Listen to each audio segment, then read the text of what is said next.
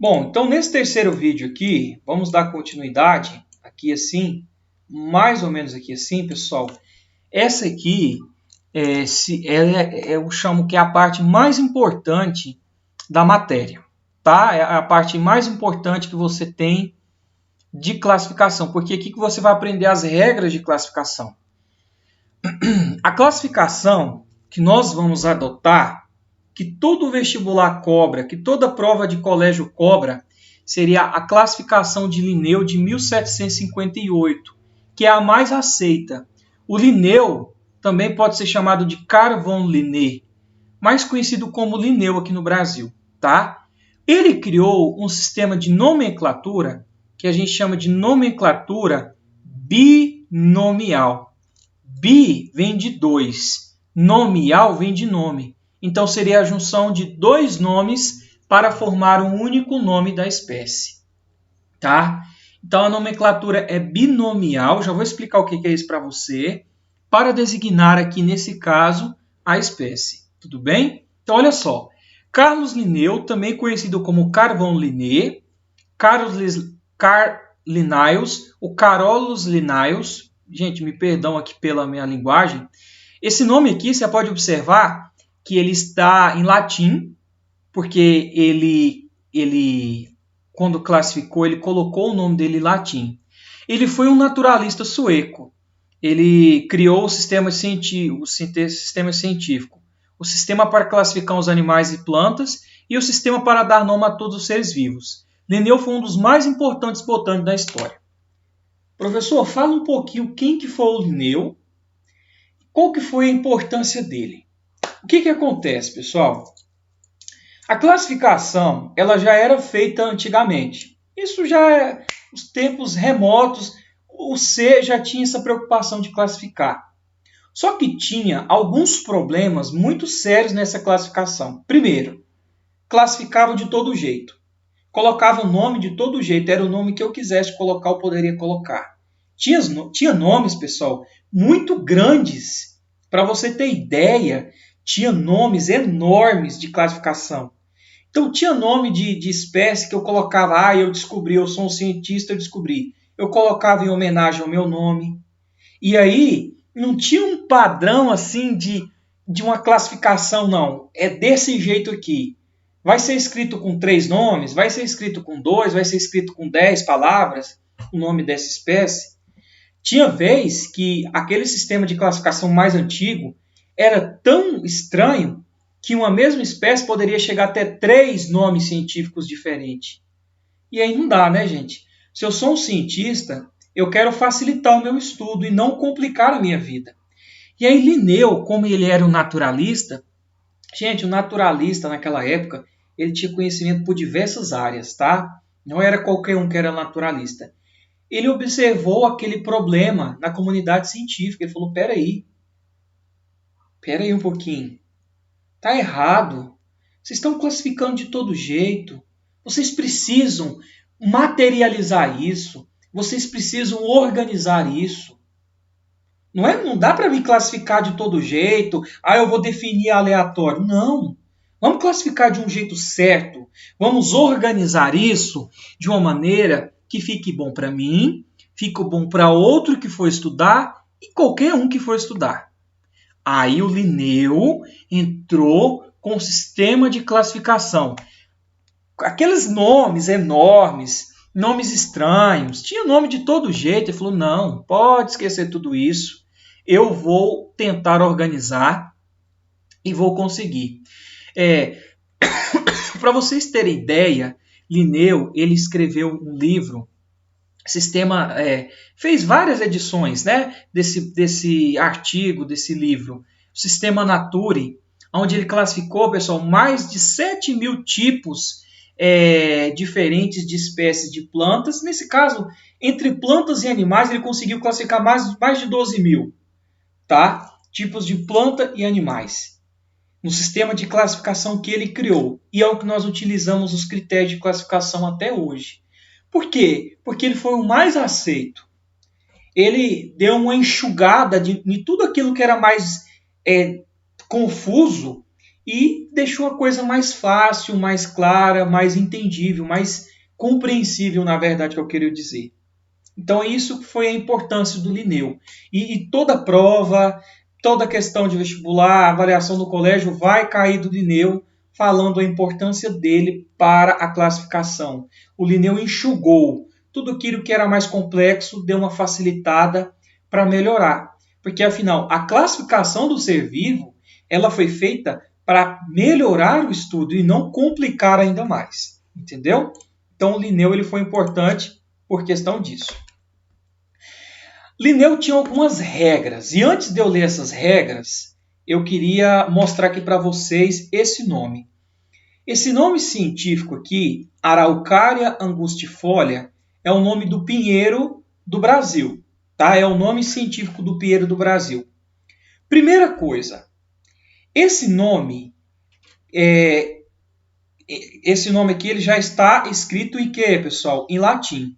Então aqui a gente vem para a primeira regra que o Linneu estabeleceu, que já era naquela época e o Linneu só confirmou. Não, todo nome científico deve ser escrito em latim.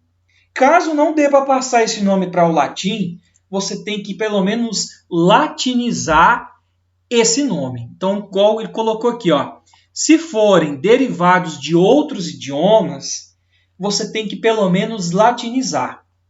Ah, professor, mas não tem jeito. Te vira, tem que colocar em latim na marra. Ou vai ter que ser em latim, ou o termo ou expressão tem que ser latinizada. Esse foi o primeiro critério. Então, todo nome que você pegar, todo nome científico que você descobrir, ele vai ser escrito em latim, ou seu termo ele vai ser latinizado. Beleza? Outra coisa, prioridade. A gente tem uma prioridade aqui. Ele deve ser escrito em itálico quando for texto impresso. Professor, o que é o itálico? O itálico, pessoal, é aquela letrinha puxada assim para o lado direito.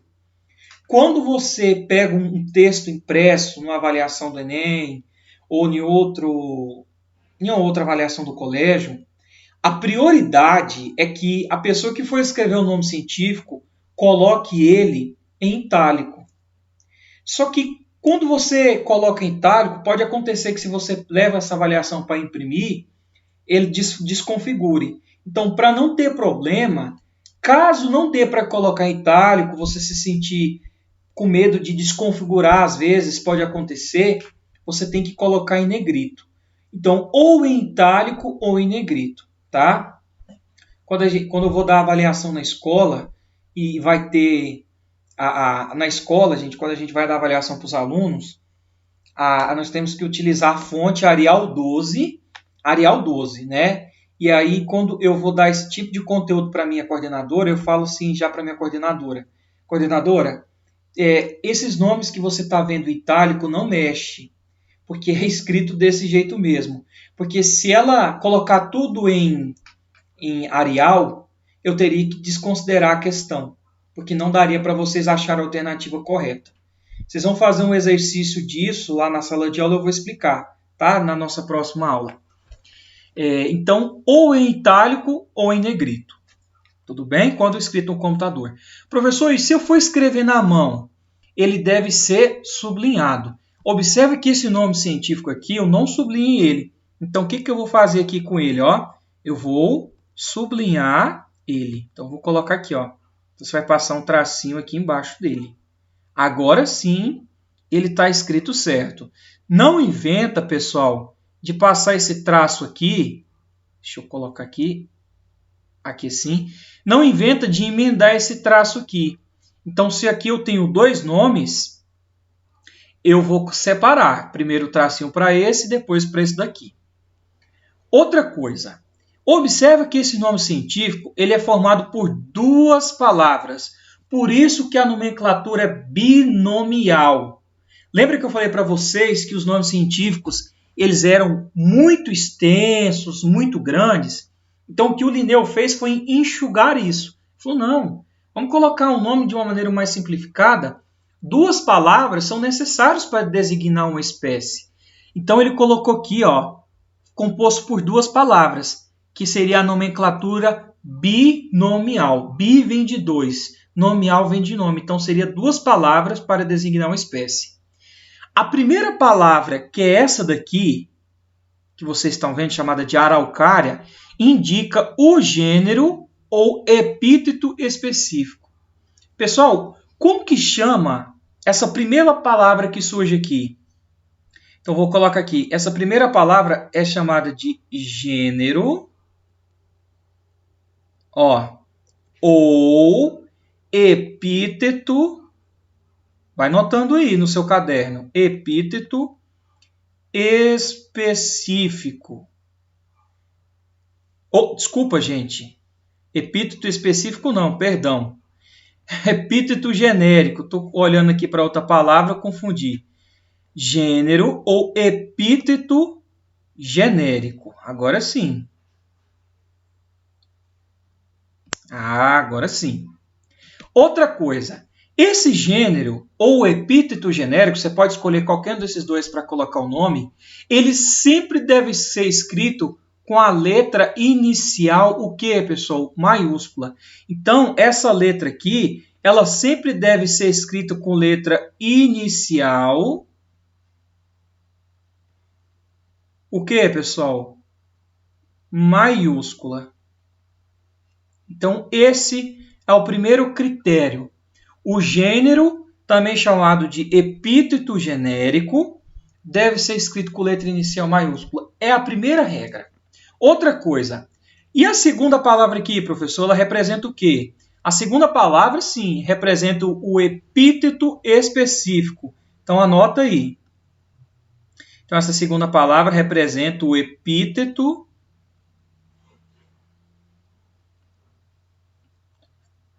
específico.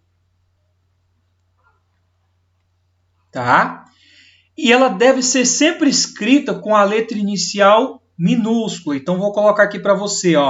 Então, com a letra inicial minúscula.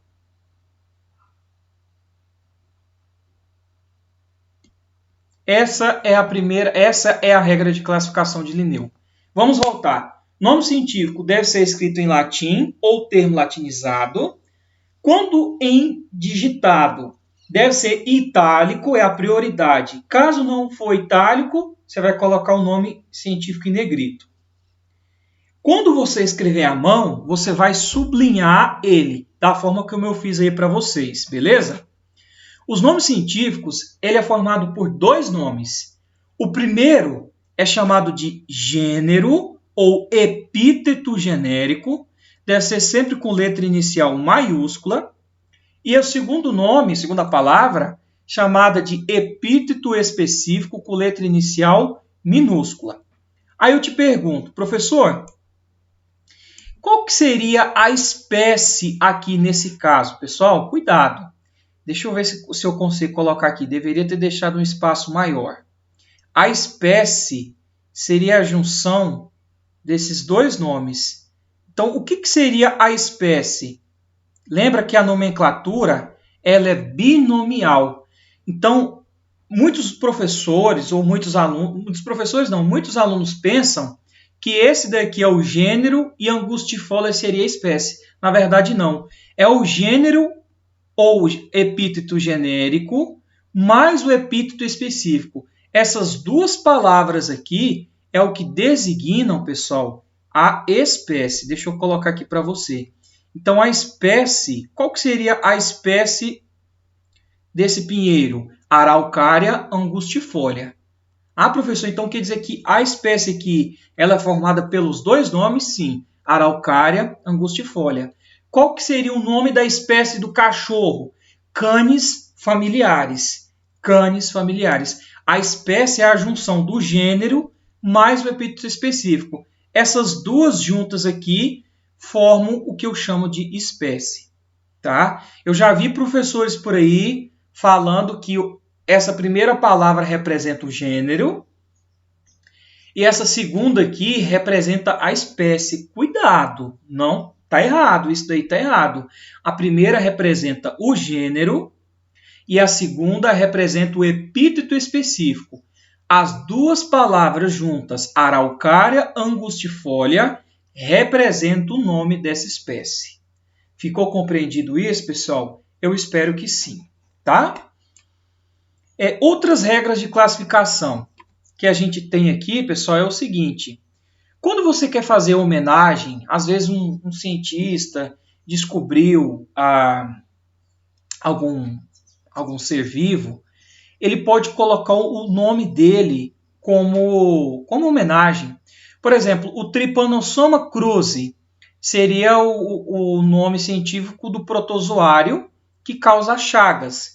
Lembrando que não é o barbeiro que provoca chagas, seria o barbeiro infectado com o protozoário Trypanosoma cruzi, e aí sim o protozoário é o que provoca a doença de Chagas. Observa que toda vez que o nome científico foi em homenagem a um nome masculino, ele vai terminar aqui com I. Então, Trypanosoma cruzi. Professor, esse nome científico aqui, eu pude perceber uma coisa de acordo com o que o senhor me ensinou, porque o senhor me falou agorinha. O nome científico, o senhor disse para mim, que ele sempre deve ser destacado quando escrito. E o senhor colocou aqui e não destacou. É verdade, pessoal, eu deixei de propósito. O que eu deveria ter feito aqui? Esse meu aplicativo ele não possibilita colocar em destaque negrito ou itálico. Então, o que eu devo fazer aqui para vocês? Eu devo sublinhar para me destacar isso aqui como um nome científico. Tudo bem? Quando for mulher, por exemplo, em homenagem a uma mulher que descobriu lá um determinado tipo de ser, como é o caso do Coleodactylus elisae, a gente se lê Elise, seria uma espécie de um lagarto, que descobriu foi a Elisa, o nome científico sempre termina em ai. Então, se for um homem, vai terminar um i, como Trypanosoma cruzi de Oswaldo Cruz. Se for mulher, igual a Elisa, vai terminar em ai. Então, aqui o que eu tenho que fazer também? Eu tenho que sublinhar aqui para me destacar isso aqui como um nome científico. Se eu não fizer isso, fica errado. Tudo bem? Outra coisa aqui, deixa eu puxar mais um pouquinho aqui e dar um zoom aqui para você. Sobre o mosquito, quando eu quero representar o mosquito o Aedes aegypti, né? Causador da dengue, por exemplo. O Aedes, o gênero Aedes, ele tem várias espécies, tá? Então, se eu estou fazendo, por exemplo, uma redação do Enem, e eu quero escrever Aedes aegypti, a minha redação está falando sobre a dengue, e eu não consigo escrever a palavra Aedes aegypti, mas o meu texto que eu estou escrevendo subentende que eu estou falando lá do mosquitinho da dengue, eu posso utilizar, pessoal, esse tipo de nomenclatura aqui. Eu posso colocar Aedes sp. O que significa sp? SP está se referindo à espécie desse tipo de Aedes, que é o gênero. Então, quando eu coloco Aedes sp, eu estou me referindo a uma única espécie. Então, se eu estou escrevendo uma redação lá do Enem, eu não sei escrever aegypti, eu não quero arriscar porque eu vou errar. Você pode colocar Aedes sp e falar que você está falando do mosquito da dengue. Professor, mas eu quero falar de várias espécies do Aedes, porque existem várias classificações. Aí, pessoal, você vai colocar aqui, digitei errado aqui, não é app, risca aqui, Se você quer falar de várias espécies, você vai colocar Aedes, nesse caso aqui, SPP. Deixa eu apagar aqui, para ficar bacana. Deixa eu diminuir minha caneta aqui. Digitei errado, mas acontece, né, gente? Ninguém é perfeito. Se você quer falar de várias espécies, você vai colocar Aedes SPP. Então, deixa eu colocar aqui para você,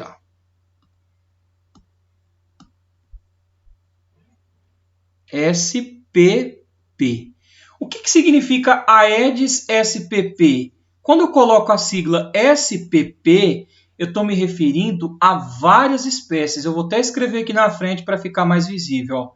Aedes SPP. É quando eu quero me referir a várias espécies. Professor, Se eu quero me referir a milhares de espécies, aí eu vou colocar SPPPP. Não.